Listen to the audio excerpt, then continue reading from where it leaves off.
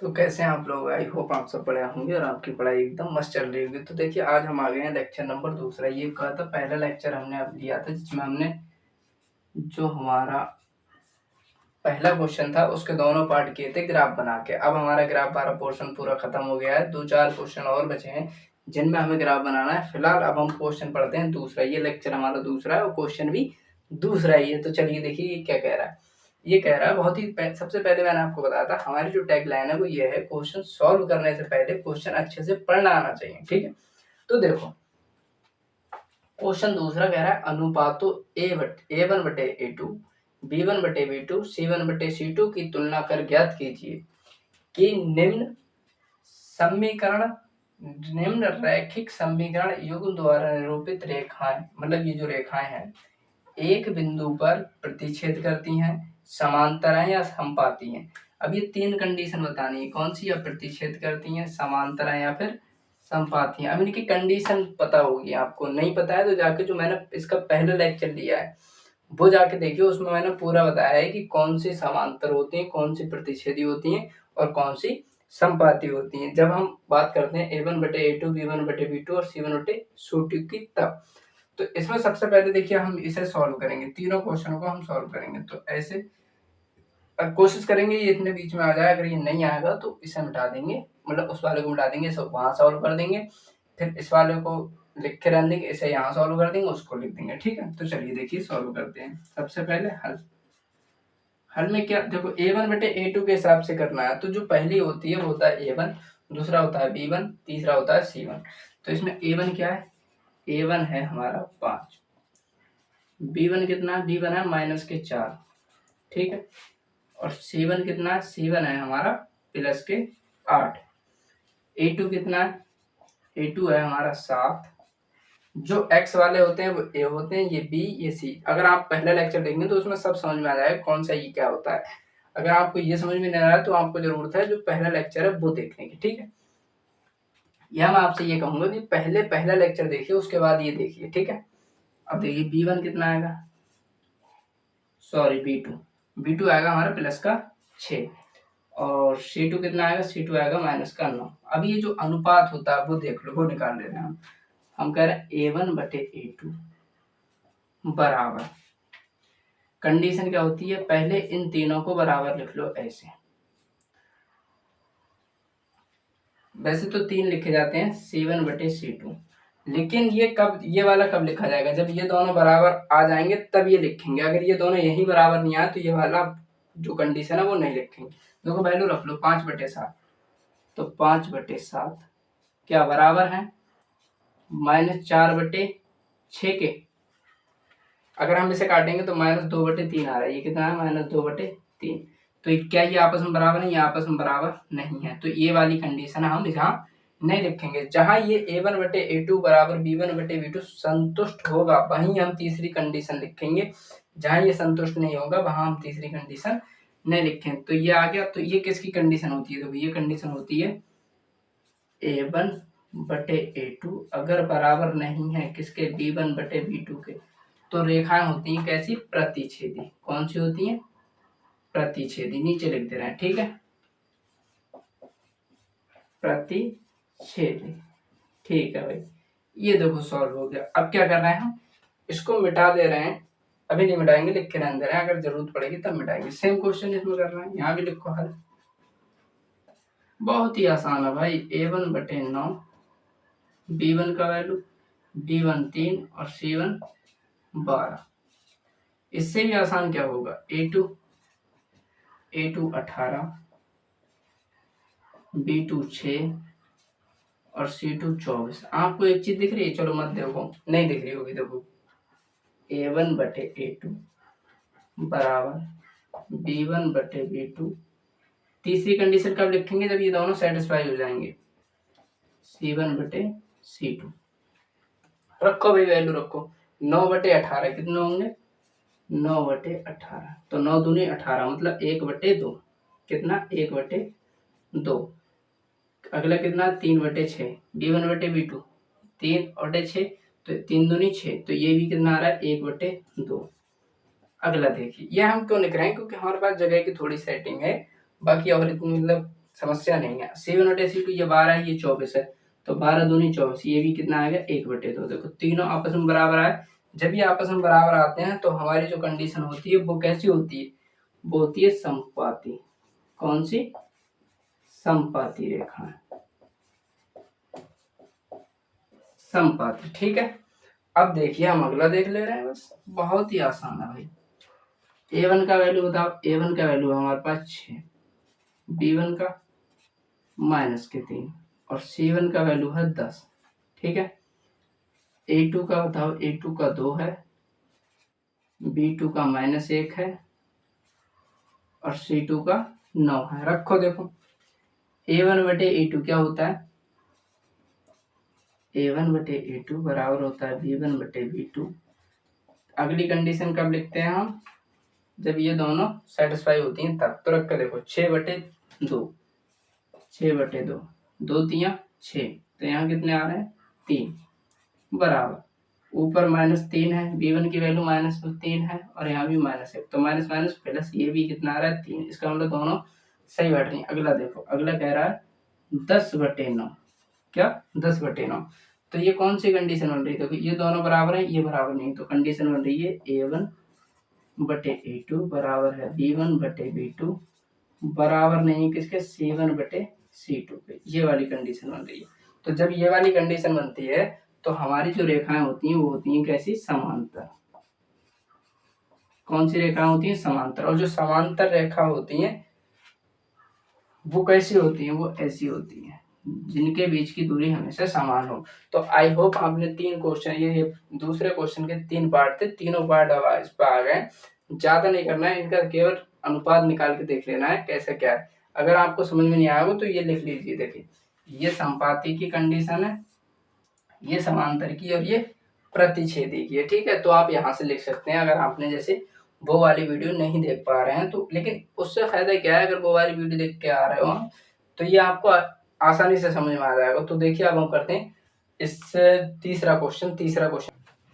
तो देखिए अब जो हमारा तीसरा क्वेश्चन है उसे हम सॉल्व करेंगे। इसमें क्या कह रहा है? इसमें बहुत ही आसान बात कह रहा है। इसमें कुछ नहीं बताना है हमें, केवल केवल क्या बताना है कि संगत और असंगत युग्म बताने हैं। अब संगत और असंगत युग्म क्या होते हैं? देखो प्रतिच्छेदी, संपाती और समांतर 3 प्रकार की रेखाएं पड़ती है। अब ये कह रहा है बताना है तुम्हें युग्म जो है संगत है या असंगत है। तो एक बात ध्यान रखिए, देखिए जो होती हैं हमारी प्रतिच्छेदी, कौन सी? प्रतिच्छेदी, उनका होता है संगत। ठीक है, उनका संगत। और जो होती है हमारी संपाती, उनका भी क्या होता है? संगत। लेकिन जो होता है हमारा समांतर, क्या? समांतर, वो क्या होता है? असंगत। समांतर क्या होता है? असंगत। या फिर ऐसे ध्यान रखो, देखो इनके कोई ना कोई हल निकलते हैं। हल कैसे निकलते हैं? प्रतिच्छेदी का एक हल निकलता है, इसके अनेक हल निकलते हैं। ठीक है, और इसका कोई भी हल नहीं निकलता। जब इसका कोई भी हल नहीं निकलता है तो इन दोनों के हल निकलना है, तो ये संगत मतलब साथ में है। और इसका कोई भी हल नहीं होता है तो ये असंगत, इन दोनों से हटके हो गए असंगत। ऐसे हम इसे रिमेम्बर कर सकते हैं। तो अब देखिए कैसे क्या करेंगे हम इसका, इस क्वेश्चन को हम सॉल्व कैसे करेंगे। मेन मकसद तो भाई सॉल्व करना है। चलो भाई, वही कंडीशन A1/A2, तो A1 निकाल लो अगर आप चाहो। लेकिन उससे पहले भाई A1/A2 कब निकालते हैं? हमारे पास समीकरण होती है इस प्रकार, by + c = 0। इस तरीके की समीकरण होती है, तब हम निकालते हैं। ठीक है, तो अब बताओ भाई क्या करें? कुछ नहीं करो, ये जो 5 हैं इन्हें इस साइड लेके आओ। सबसे पहली बात तो भाई ले आ, क्या कर रहे हैं? यहाँ -5 = 0 और यहाँ -7 = 0। सबसे पहले समीकरण को इस रूप में लिखेंगे। ठीक है, तो इनको भी लिख ले रहे हैं। ठीक है भाई, इनको भी लिख ले रहे हैं, -= 0। इनको भी लिख लें। ठीक है भाई, इनको भी लिख लो। अब मैं ये भूल गया भाई, यहाँ क्या था? यहाँ 10 थे क्या? अभी आपके सामने में डाला है, अभी भूल गया, कोई बात नहीं, किताब में देख ले रहे हैं। ये रही भाई साहब किताब। क्या है 7 और 14, कितना? 7 और 14, यहाँ 14 है। ठीक है, कोई दिक्कत नहीं है। कभी कभी होता है। ठीक है, अब देखिए कैसे सॉल्व करेंगे इसे। तो सबसे पहले निकालेंगे हम हल। उससे पहले लिखेंगे भाई हम a1 कितना है 3, b1 कितना है 2 और c1 कितना है -5। a2 कितना है 2, b2 कितना है -3 और c2 कितना है -7। सबसे पहले कौन सी कंडीशन लगाएंगे हम, ये वाली, b1/b2 लगाओ भाई। देखो क्या आ रहा है, 3/2। मैंने बिल्कुल ऊपर नीचे लिखे हैं, तो आप भी ऐसे लिखो जिससे लिखने में आसानी आ जाए। 2/-3, तो क्या ये बराबर है, नहीं है, ये बराबर नहीं है। तो ये कैसी रेखाएं, प्रतिच्छेदी। कैसी रेखाएं, प्रतिच्छेदी। जब ये प्रतिच्छेदी रेखाएं तो ये कैसी हैं, संगत। ठीक है, ये भाई साहब हो गया। इसका देखो वही कॉन्सेप्ट, a1 बराबर 2, b1 बराबर -3 और c1 बराबर -8। अगर आप जैसे इस तरीके के क्वेश्चन ज्यादा सॉल्व कर लोगे तो आपको डायरेक्ट दिखेगा 1/2, 1/2। ये 8/9 1/2 नहीं होता। तो a1/a2 बराबर है b1/b2 के, लेकिन c1/c2 के नहीं। तो ये समांतर हो गए। इस तरीके से आप डायरेक्ट देख सकते हैं, लेकिन कोई बात नहीं अगर नहीं दिख रहा है अभी स्टार्टिंग। a2 है 4, b2 बराबर -6 और c2 बराबर -9। रख दो भाई। a1/a2 बराबर है b1/b2 बराबर है c1/c2। देखो भाई क्या है कंडीशन, 1/2, 2/4 कितने हो जाएंगे, 1/2। -3 माइनस से माइनस खत्म, 3/6 कितने हो जाएंगे, 1/2। -8/9 आ रहा है तो ये कितना हो जाएगा, माइनस से माइनस खत्म, प्लस का 8/9। तो ये देखो आपस में बराबर नहीं है। a1/a2 बराबर है b1/b2 के, लेकिन c1/c2 बराबर नहीं है। तो कंडीशन कौन सी बनी, a1/a2 बराबर b1/b2 बराबर नहीं है c1/c2। और यही किसकी कंडीशन है, यही है समांतर। ये किसकी कंडीशन है, समांतर रेखाओं की। जब ये समांतर रेखाओं की कंडीशन है तो ये कैसा है हमारा, असंगत। ये कैसा है, असंगत। ठीक है, 2 क्वेश्चन हो गए। अगला देखो। अब भाई ये थोड़ा कॉम्प्लिकेटेड है, इसे समझाने के लिए मुझे इन दोनों को मिटा दे रहा हूं मैं, क्योंकि ये थोड़ा कह सकते हैं लंबा जा सकता है। ठीक है भाई, मिटा दे रहे हैं। देखो भाई a1 की वैल्यू कितनी है, a1 की वैल्यू है 3/2, b1 की वैल्यू 5/3, c1 की है -7। तो a2 की वैल्यू कितनी होगी, 9, b2 की वैल्यू होगी -।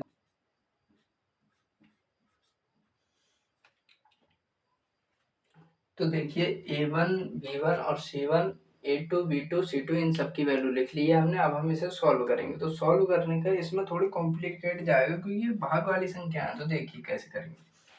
मैं आपसे कह रहा हूँ a1/a2, तो a1 की वैल्यू कितनी है, 3/2। अच्छा, a2 का मतलब क्या, a2 को अगर मैं ऐसे लिखूं, यहाँ पे ध्यान से देखो, a1/a2, कोई समस्या नहीं होनी चाहिए। तो उसी प्रकार मैं यहाँ लिख रहा हूँ इसको। a2 की वैल्यू, a1 की तो वैल्यू ऐसे लिख लिया। अब a2 की वैल्यू लिखूंगा भाग 9, कितने, भाग 9, बराबर किसकी, b1/b2। तो इसको भी हम ऐसे लिख दें, b1 भाग b2, कोई दिक्कत नहीं होनी चाहिए। तो b1 की वैल्यू कितनी है, 5/3 और भाग कितने, -10। b2 की जगह b2 की वैल्यू भाग।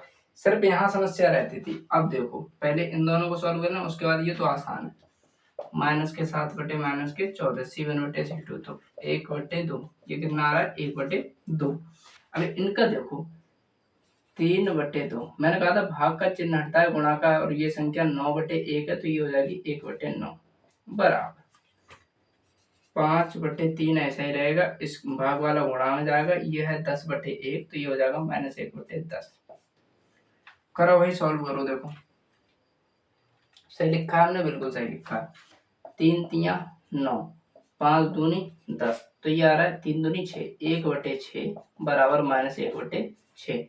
दोनों आपस में बराबर नहीं है, पहली बात। क्योंकि ये प्लस का ये माइनस का, तो ये तो आपस में बराबर नहीं है। जब ये बराबर नहीं है तो इसका हल कितना कौन सा आ रहा है, ये प्रतिच्छेदी है। दूसरा वाला हमें ये देखने की जरूरत नहीं है, ये कौन सी प्रतिच्छेदी। अब प्रतिच्छेदी मैंने आपको बताया था कैसी होती है, संगत। प्रतिच्छेदी रेखाएं कैसी होती हैं, संगत। तो ये देखिए हमने तीन, जो आप ध्यान से देख लीजिए, इस तरीके से हम मतलब इसको हम इस तरीके से लिखेंगे जिससे हमें ये समझ में आए कि ऊपर ले जाए। अब हम इसको ऐसे लिखते हैं, तो यही पता नहीं था इस 9 को यहाँ ले जाए या यहाँ ले जाए, तो समस्या रहती है। इसलिए हमने इसे इस तरीके से लिखा है। जो हमने सबसे पहला लेक्चर लिया था जिसमें बेसिक, जो क्लास 9th के बेसिक पढ़ाए थे हमने, उसमें हमने ये पूरी बताई थी कि कैसे हम इसे ऊपर ले जाएंगे, कैसे कहाँ ले जाएंगे, ये सब चीजें। तो देखिए अब इसके लास्ट 2 क्वेश्चन और बचे हैं, वो और देख लीजिए।